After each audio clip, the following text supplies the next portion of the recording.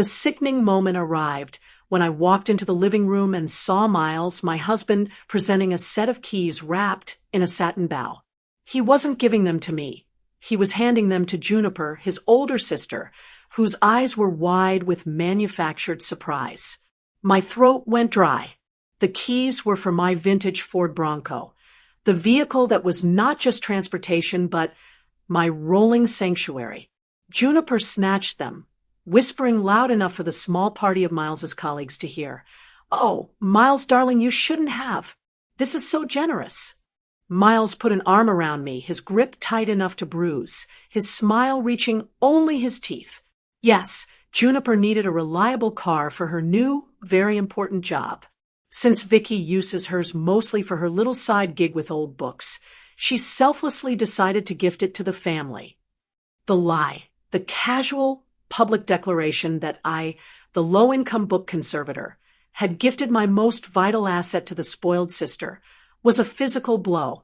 The humiliation was so complete, so sudden, I could only manage a choked, silent gasp. Juniper climbed immediately into the Bronco and drove away, the roar of my engine a final, mocking goodbye. What the hell just happened to me? My name is Victoria Ashford, and I am 34 years old. I fix history. Specifically, I restore irreplaceable, fragile documents and books in my small specialist studio tucked away on the third floor of a converted brownstone in Brooklyn. For 6 years, I had been married to Miles Caspian, a narcissistic golden boy whose family controlled Caspian and Sons, one of the most prestigious real estate and auction houses in New York. My mother, Audrey, had pushed me into the marriage, believing it secured my financial future, but it had only secured my emotional bondage. Miles, his older sister Juniper, and their younger sister Lila treated me like a resident servant, a convenient punching bag for their aristocratic insecurities. The Bronco wasn't just a car. It was the only reliable vehicle that could safely transport the priceless artifacts I worked on. My studio specialized in conserving 17th and 18th century documents, maps, and ledgers. These pieces required climate-controlled transport, careful handling, and vehicles without the vibration of modern engines. Without it, my small business, my last sliver of independence, was now on the brink of collapse. The loss meant I couldn't accept jobs outside the city center, which was where all the high-paying clients actually were, the estates, the museums, the wealthy collectors who could afford my expertise. That night, Miles came home late, smelling of whiskey and Juniper's expensive perfume. He didn't look at me. He simply announced, "You're being unreasonable about the car. Vicky, a good wife supports family. Juniper needed it more than you do." The next 3 days, I wept in silence. My shame consumed me like a living thing, thick and suffocating. Miles, noticing my distress, only ramped up the gaslighting. "Why are you moping, Vicky? It was just a car. You barely used it. Now you can take the subway. Save money. Aren't you happy to help your sister-in-law? You're being selfish. You're always so selfish." I knew his true motive. He hated the independence the car represented. More than that, he hated the emotional connection it carried. My father, Marcus, had given me that Bronco when I was 25.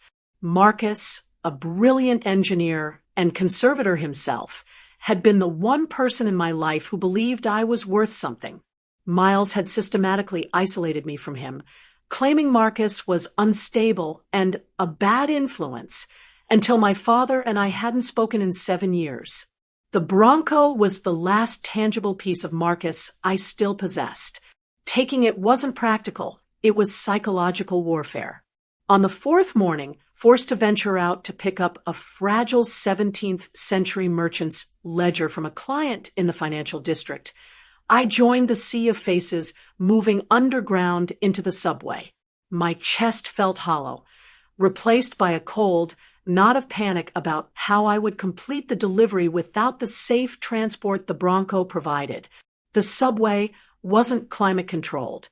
The ledger, bound in leather that was nearly 400 years old, needed to be protected from temperature fluctuations, humidity, and the careless jostling of 1,000 commuters. The subway car was stiflingly hot, packed shoulder to shoulder with tired, faceless people. I clutched the heavy, leather-bound ledger in its climate-controlled transport box, terrified of the jolts and sudden stops. Every screech of the brakes made my shoulders tense. Every lurch of the car sent my heart racing. At the Grand Central platform, while I was focusing desperately on keeping the box steady, the crowd shifted. The doors hadn't opened yet. We were simply settling, waiting, pressing closer together in the way crowds do. And then I saw him. Marcus, my father. I hadn't spoken to him in 7 years. His face was older, more lined than I remembered, his salt and pepper hair thinner. But his eyes, my eyes, were sharp and focused, taking in everything around him with the analytical gaze of someone trained to observe. He was standing completely still amid the chaos, watching the scene unfold, but his gaze fell directly on me. He saw the ledger box. He saw the expensive, precious thing I was struggling to protect on public transportation, like some kind of displaced museum courier. He saw the defeated slump of my shoulders, the worn patch of my coat where Miles had held me tight while publicly lying about me. He saw all of it, and in that single moment of recognition, something shifted in the universe. The silence between the screech of the arriving train and the doors opening was the longest moment of my life. He didn't speak. He didn't call out my name or try to push through the crowd. His lips barely moved, but they formed 2 words that cut through the noise of the platform, through the 7 years of silence, through all the pain Miles had inflicted. 2 words that acknowledged the true source of my suffering and his own painful regret. My mistake. His meaning crystallized instantly. Not that the car was a mistake, but that leaving me alone with the vultures had been his mistake. Before I could scramble through the opening doors to reach him, he turned and disappeared into the labyrinth of the station.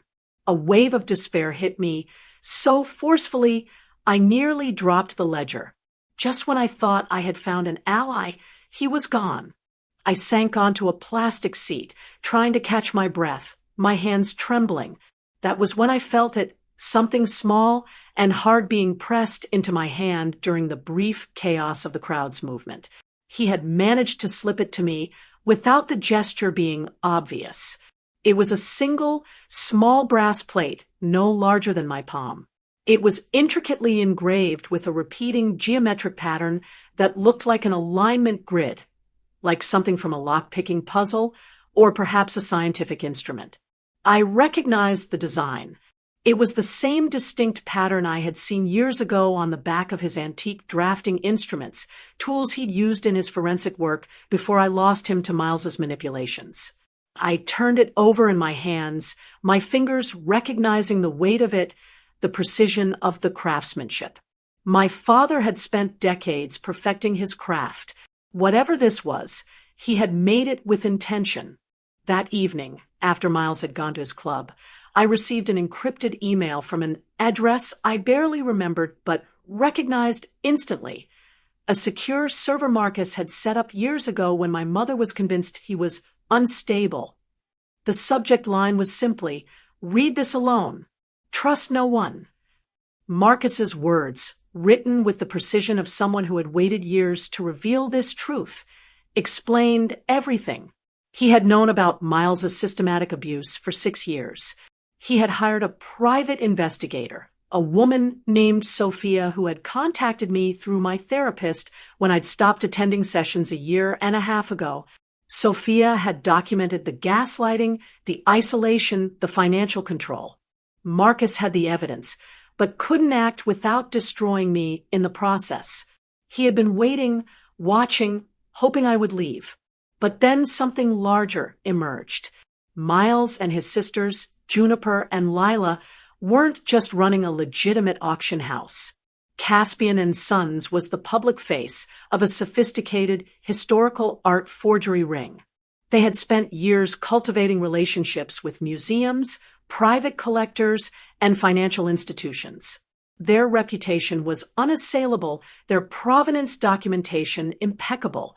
They used that reputation as cover for one of the most elaborate schemes Marcus had ever encountered. The current target was massive, a unique 17th century land grant map, an original Dutch colonial document that established property boundaries for what would eventually become Lower Manhattan. The map was worth perhaps $5 million on its own, but to the right buyer with the right motivation, it was worth infinitely more.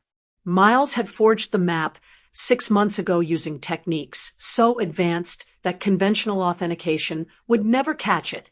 The forgery was brilliant. The aging of the parchment was chemically perfect.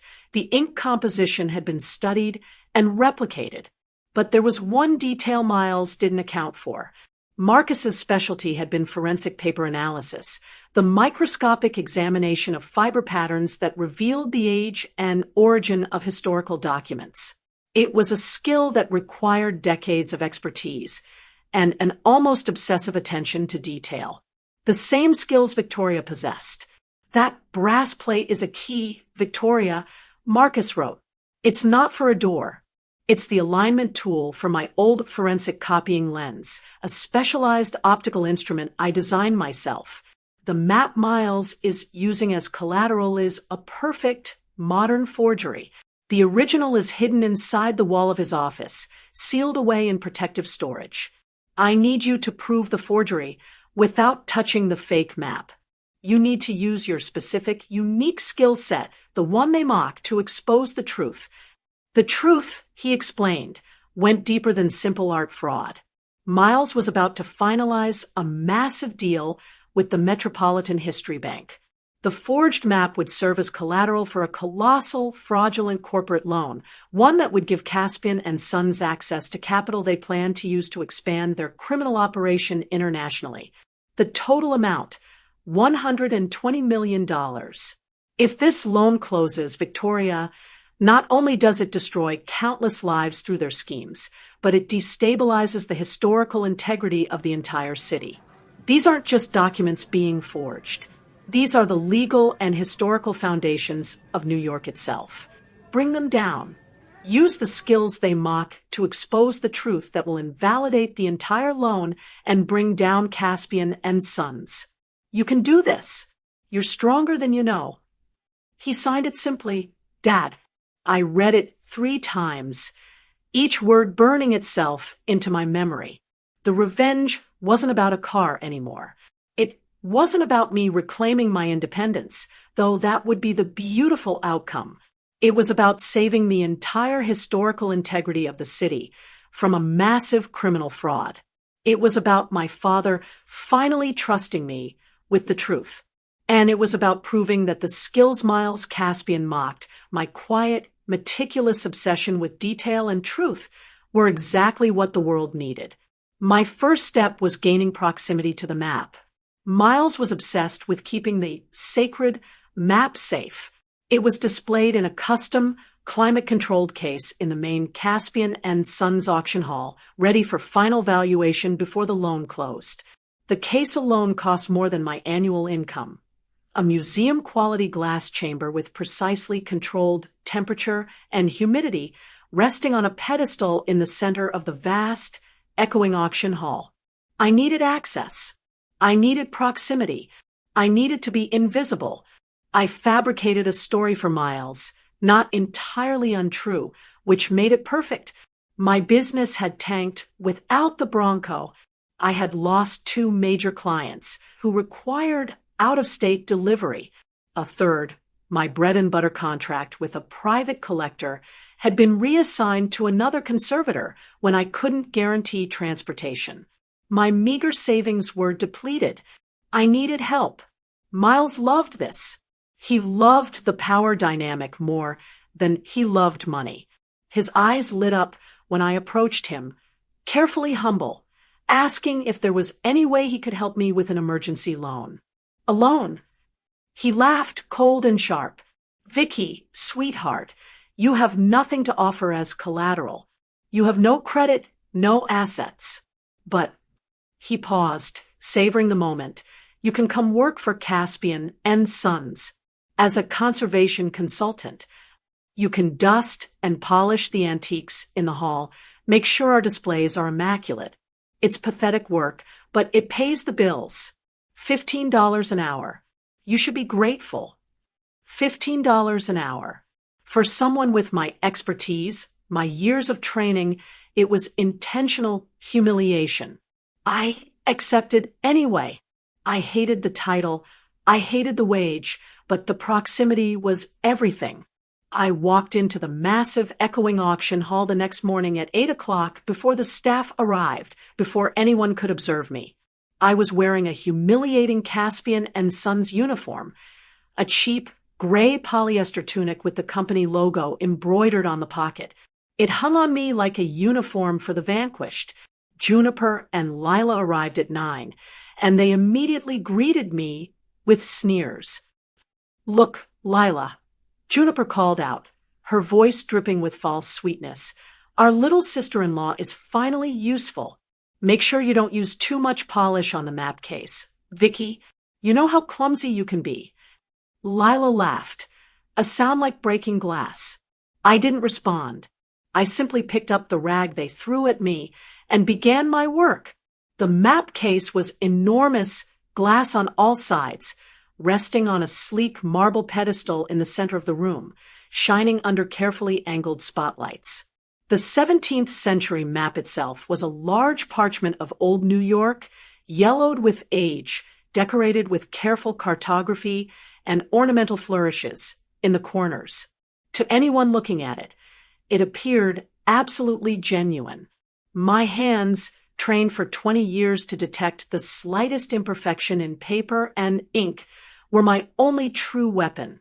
I slowly approached the glass case, pretending to dust the pedestal, moving with the deliberate slowness of someone who had resigned themselves to menial work. I was acutely aware of the security cameras in the corners of the hall. I had noticed on my first day that the system underwent a technical reset every night at midnight, a 15-minute window where the feeds transferred between servers. It was a security flaw common in older systems, and it was my eventual escape route. But not yet. First, I needed to understand what I was working with. I discreetly pulled out the brass plate Marcus had given me from the pocket of my tunic. It was only 3 inches long, and holding it up to the glass, I angled it carefully to catch the reflected light from the spotlights above. The brass plate was designed to work like a specialized optical lens. Marcus had engineered it to check the minute alignments of his microscopy equipment.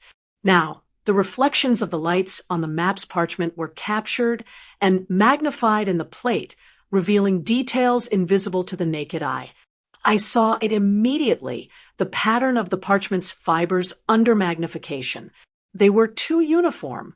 Old parchment is imperfect. Centuries of use, of exposure to varying temperatures and humidity, of human handling, all create microscopic inconsistencies in the fiber structure. Each ancient document has a unique, almost fingerprint-like pattern of wear and damage. This parchment, while aged beautifully on the surface, showed something that made my blood run cold. It had the faint, telltale micro-pattern of modern press rolling, a barely detectable rhythm in the fiber compression that only occurred when parchment was aged artificially using industrial techniques. The forgery was brilliant, genuinely brilliant, but the paper itself was wrong. The ink might fool conventional analysis. The aging might pass any standard test. But the paper, the foundation of any historical document, would never lie to someone trained to read it. However, I couldn't prove it without touching it, and the case was sealed with a security lock I didn't yet understand. I spent the next 2 days polishing, observing, studying the case itself with the same meticulous attention I brought to my conservation work. The case wasn't just climate controlled. It was also secured by an advanced pressure sensor lock, the kind that registered the slightest change in atmospheric pressure. The system was designed as a fail-safe. If someone tried to force the case open, the sudden pressure change would trigger an alarm. But the same system had a built-in safety feature. If the internal pressure dropped too slowly and gradually, the lock would automatically disengage to prevent the expensive glass from cracking under vacuum. That was my way in.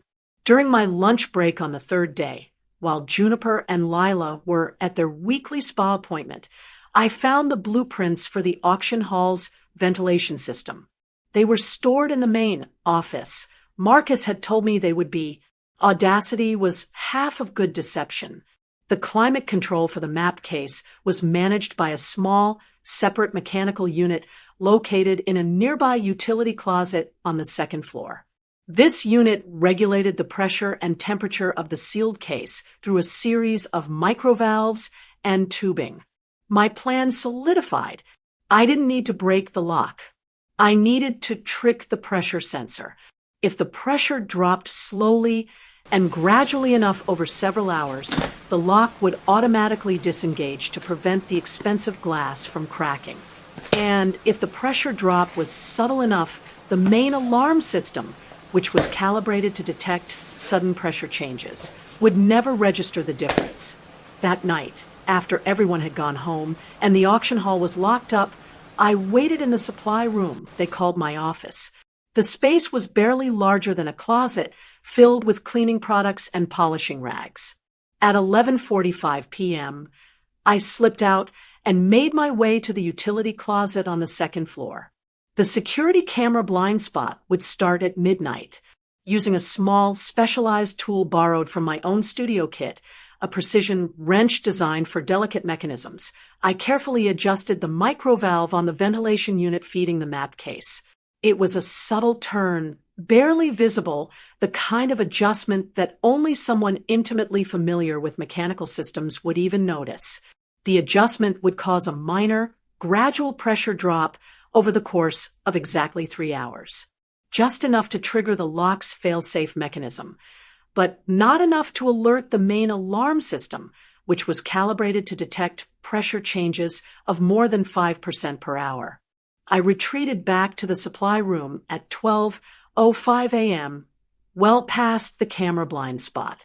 3 hours later, at 3:05 a.m., a faint hiss confirmed that the lock had opened.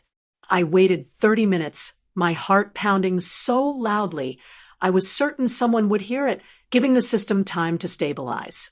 At 3:35 a.m., I crept back to the auction hall. The glass case was slightly ajar, just enough for me to slip my hand inside.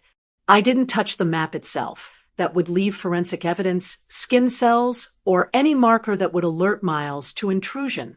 Instead, I was looking for the original map Marcus had mentioned, the one he claimed was hidden inside the wall of Miles's office.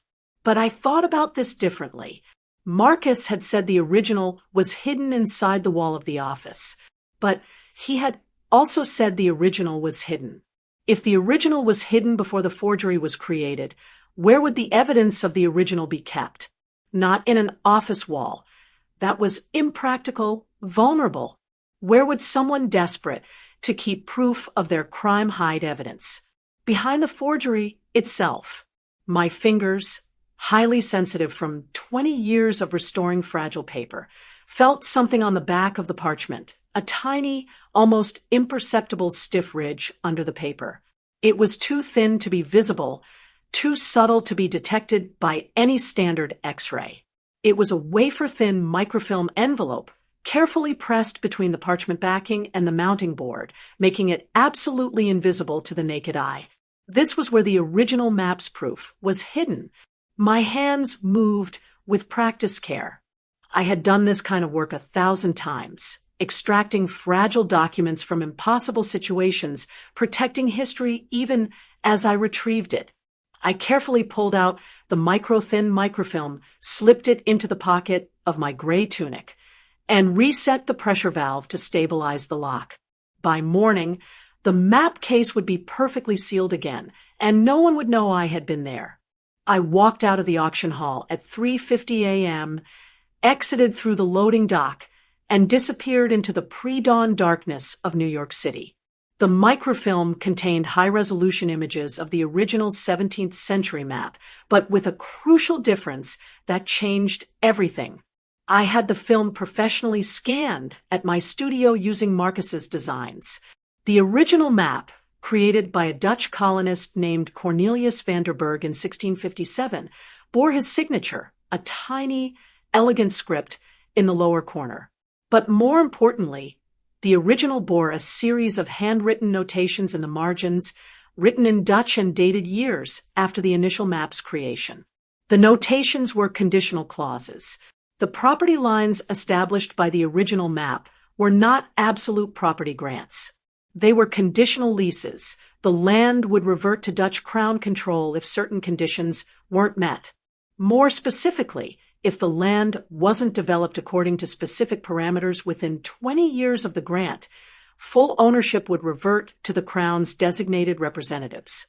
This detail transformed the valuation of the property Miles was leveraging for his $120 million loan. If the original conditions were still in effect, and if those conditions had never been fulfilled, which they hadn't, the property had been sold and resold countless times, with ownership changing hands based on the forged map that omitted the conditions entirely, then the land wasn't actually owned by the entity Miles represented. The forged map was worth less than nothing. It was evidence of fraud. Miles had created a forgery that omitted the critical condition, presenting the land as having absolute, unconditional ownership.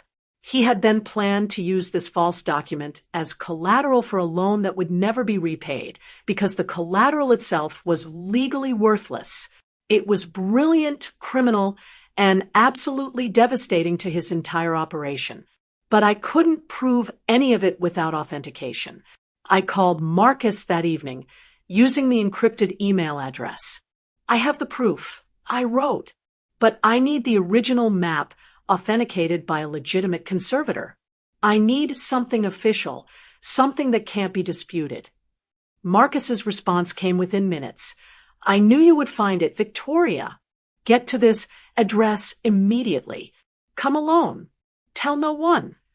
The address led me to a quiet, unmarked warehouse near the Brooklyn waterfront. In Red Hook, the kind of place that tourists never ventured to, surrounded by the old industrial buildings that had been gradually transformed into trendy artist lofts and coffee shops. It was past midnight when I arrived, the streets empty and slick with rain. Inside, under a heavy tarp, was my Bronco. It wasn't just sitting there. It was gleaming. Not just restored, completely rebuilt. The engine had been entirely overhauled, the interior reconstructed with leather that was softer and more supple than I remembered. But more than that, the entire vehicle had been transformed into something extraordinary. Marcus had turned the Bronco into a mobile, climate-controlled forensic studio. Inside, mounted in custom installations that covered every available surface, was an array of equipment that represented decades of his forensic expertise. A high-resolution film scanner capable of producing images at 12,000 dpi, chemical analysis equipment for testing ink composition and aging, spectrographic analysis tools that could determine the exact wavelength of light reflected from any surface, a complete database of historical ink formulations and fiber samples from the 17th, 18th, and 19th centuries. It was a museum conservator's dream. It was a forensic investigator's toolkit. It was a love letter to his daughter, written in equipment and intention. I've been waiting for you to come back, Marcus said quietly from the shadows. He looked older now, in person than in the subway memory, but his eyes were the same, bright, intelligent, filled with regret and hope. I couldn't reach you. Miles kept me away, but I could prepare. I'd been preparing for 6 years, waiting for the moment you'd need this. I walked into his arms and wept, using the Bronco's forensic scanner and the specialized equipment Marcus had assembled. I verified the microfilm over 2 days. I had the conditional original map image, printed on museum-quality substrate. using inks that matched the aging profile of the original paper. I then cross-referenced every detail with the Dutch colonial archives Marcus had acquired over the years. The conditional clauses were real. The notations were in period Dutch. The signatures matched known examples of Cornelius van der Burg's handwriting. The forgery was provably false. I realized, checking the calendar one evening, that Miles had already started diverting the initial funds from the Metropolitan History Bank to cover personal debts. The loan closing was set for next Tuesday, 3 days away. I had to move faster. I composed an anonymous, encrypted message to the Metropolitan History Bank's chief compliance officer. I wrote it carefully with the precision of someone who had spent 2 decades choosing exactly the right words. Before you finalize the Caspian and Sons 17th century land grant map collateral loan, I strongly recommend you verify the parchment fibers under a high-resolution, non-invasive optical scan for evidence of micro-rolling consistent with modern manufacturing processes. The paper shows signs of industrial aging treatment applied within the last year. Additionally, I recommend spectral analysis of the ink composition. This map is a forgery. The original, with crucial conditional property clauses, is in the hands of Marcus Ashford, a forensic conservator. Contact him before closing this loan. You'll thank me when you avoid a $120 million loss. I sent it encrypted through a proxy server, untraceable and anonymous. Then I waited. The next day, Monday morning, Miles was frantic. He stormed into the auction hall around 10 o'clock, his face flushed, his voice sharp as a whip. He screamed at the security team. Who is the whistleblower? How did they know about the inspection? Who did you talk to? The bank had taken the anonymous tip seriously. They had dispatched a team of internal auditors and, most dangerously for Miles, an external, independent map conservator to verify the parchment and the loan collateral before closing.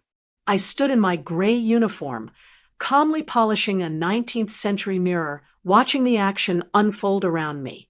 I had prepared for this moment without fully believing it would arrive. But it had. The external conservator was a woman I recognized from professional circles, Dr. Eleanor Chun, one of the leading authorities on historical document authentication in North America. She was quiet, brilliant, and had a reputation for being absolutely incorruptible. She was also one of 3 people alive who understood the advanced techniques Marcus had pioneered. Dr. Chin pulled out a specific chemical testing kit from her briefcase, a bespoke collection of reagents used to test ink aging through chemical degradation patterns. Miles's face went white. He had anticipated an optical inspection. He had prepared for standard provenance documentation review, but he hadn't anticipated chemical testing. A forged ink, no matter how carefully created, contains chemical markers that reveal its true age. The molecules break down in specific patterns depending on when they were applied. 200 years of molecular degradation looks completely different from 6 months of artificial aging. Miles immediately moved to distract them. He was a master manipulator. He smiled, he charmed, he presented documentation and certificates that he himself had forged. The auditors seemed to be wavering, lulled by his confidence and the weight of Caspian and Sons' reputation. But Dr. Chun was not to be distracted.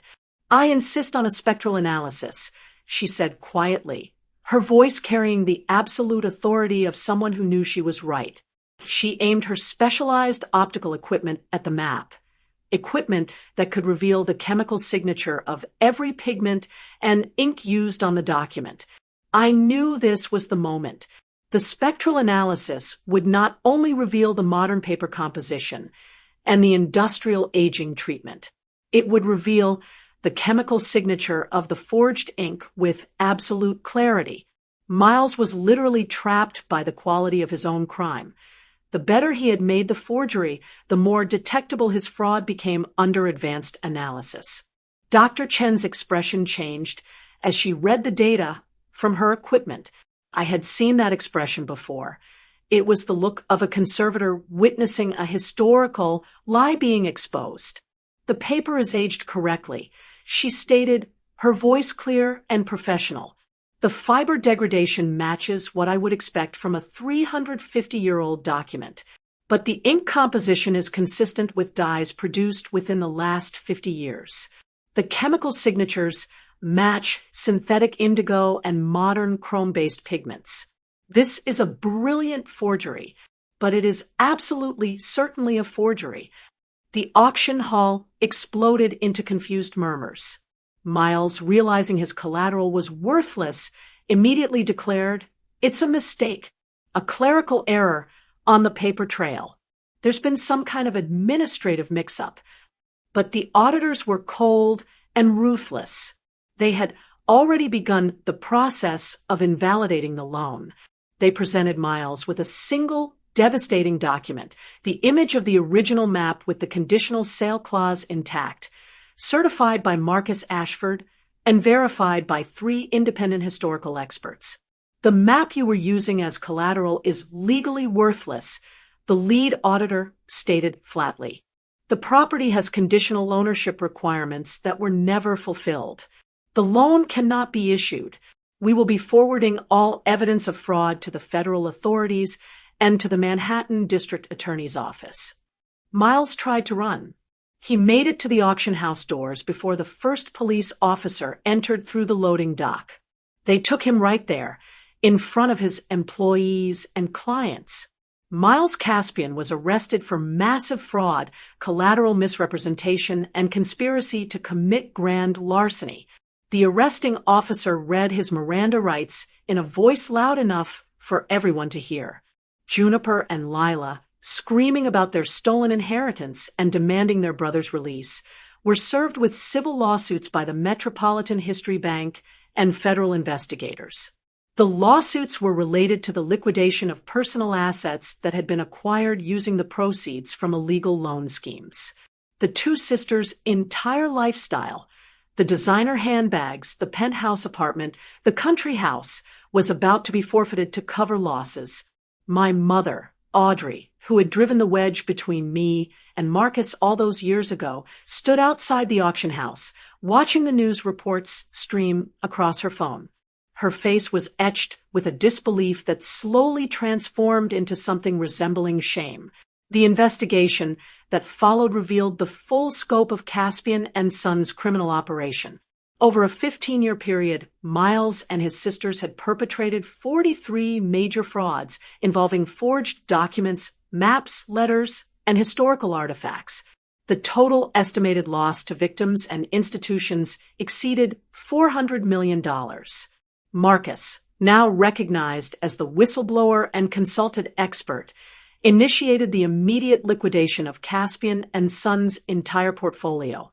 Every piece of art, every document, every claim was re-examined. Hundreds of forgeries were identified. Dozens of collectors, museums, and institutions were contacted and offered restitution. The Caspian and Sons empire crumbled like the forgeries it had built itself upon. I didn't watch the arrests. I didn't attend the trials.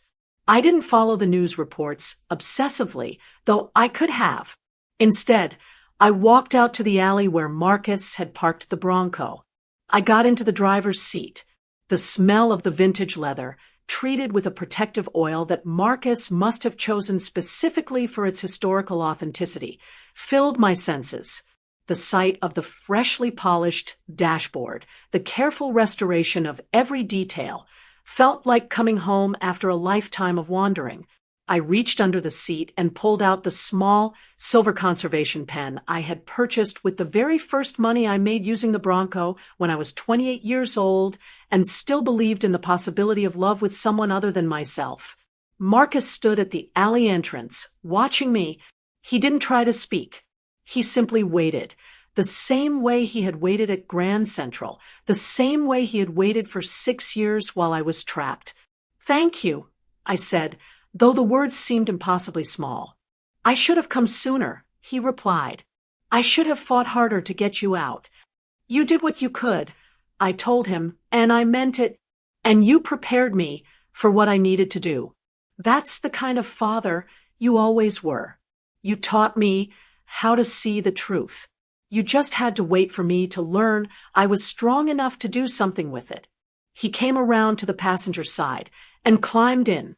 We sat in silence for a moment, father and daughter, united by blood and by shared certainty in the power of truth. I started the engine. The powerful roar filled the alley, the same engine sound that had been a mocking goodbye just weeks ago. But now it was something entirely different. It was the sound of my future. It was the sound of my independence reclaimed and restored. It was the sound of a life rewritten, not by forgery or lies, but by truth. I drove away from Caspian and Sons, from Miles's lies, from the humiliation of that gray tunic and the condescension of my former sisters-in-law. But I didn't drive away from Marcus. He was beside me, his hand on the worn leather of the center console, his presence steady and real.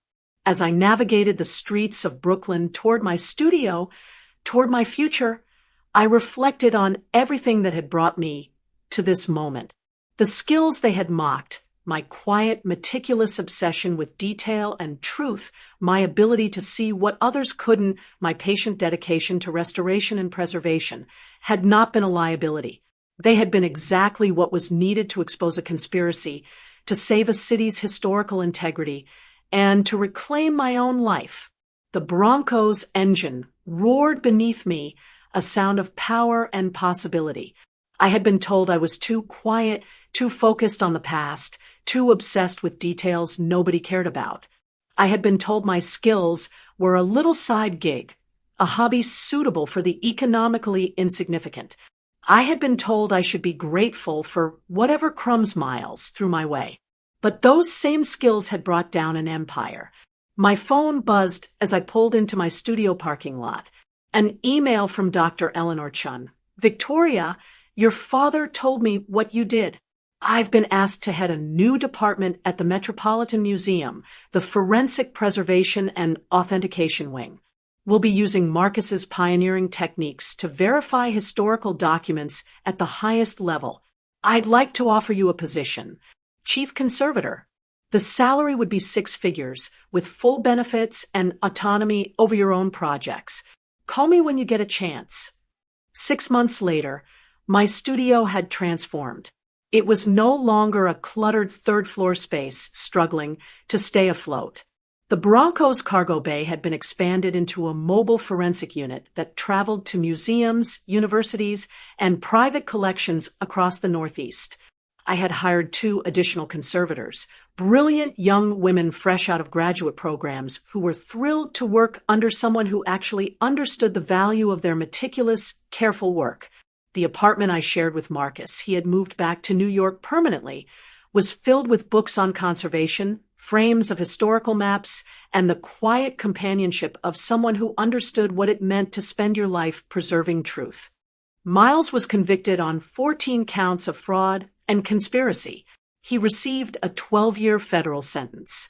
Juniper and Lila, facing civil ruin and criminal charges related to their knowing participation in the scheme, fled to Costa Rica before they could be arrested, leaving behind nothing but a trail of unpaid debts and legal liability.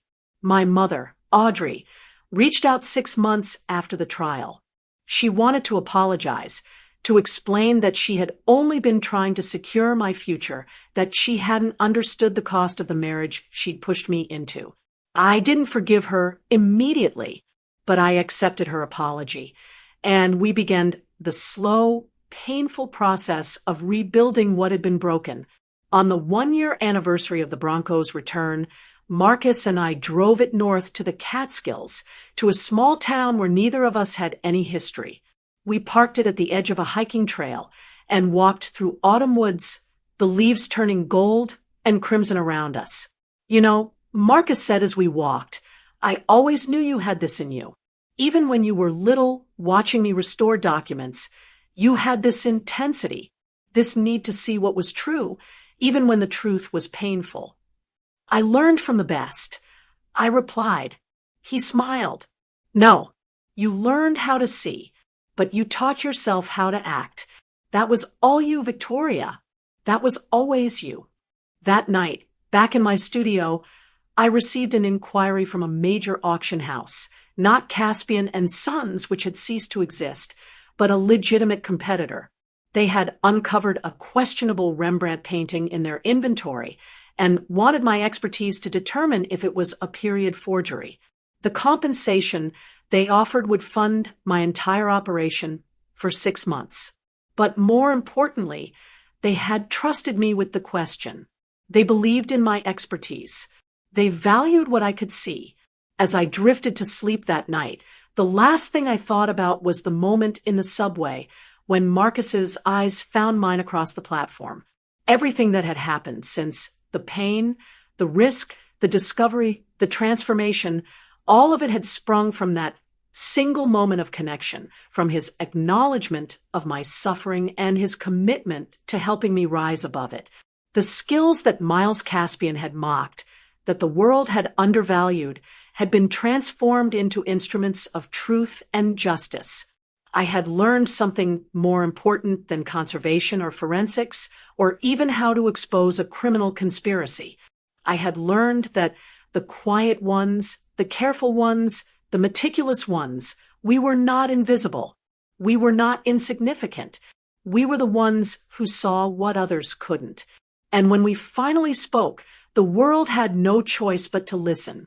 The Metropolitan Museum's Forensic Preservation and Authentication Wing had become the most respected document verification center in North America. Under my direction, we had authenticated 53 previously questioned historical documents, identified 48 major forgeries, and prevented an estimated $2 billion in fraudulent sales. My work was featured in the Smithsonian Magazine, the New York Times, and National Geographic. Universities asked me to lecture on conservation.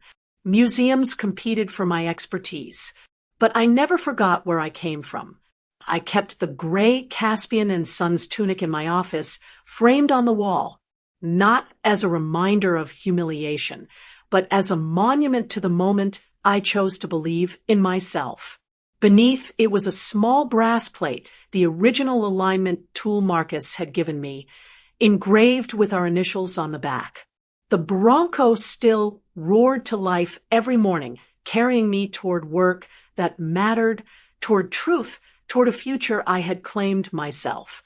And Marcus, my father, sat in the passenger seat beside me on every important drive, his hand steady on the worn leather console, his eyes still bright with the certainty that his daughter had always been extraordinary.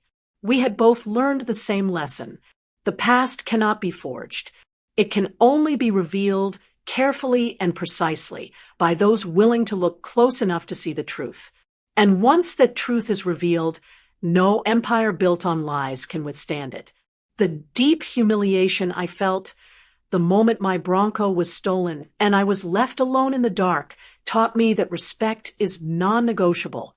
My worth was never defined by Miles's seating chart or his family's contempt for my expertise in paper and ink. I realized my silent pain was not weakness, but a reservoir of focused strength. My story proves that patience can be power. I turned their gaslighting into an opportunity, using the very meticulousness they mocked, my forensic conservation skills, to dismantle their entire criminal operation from the inside. The key to freedom wasn't violence, it was precision. If this resonated with you, know this: your boundaries don't make you difficult. Your silence doesn't make you weak. Your survival makes you extraordinary. Decide to write your own ending, because your worth was never in question. It was only ever waiting to be remembered. Share your story in the comments below.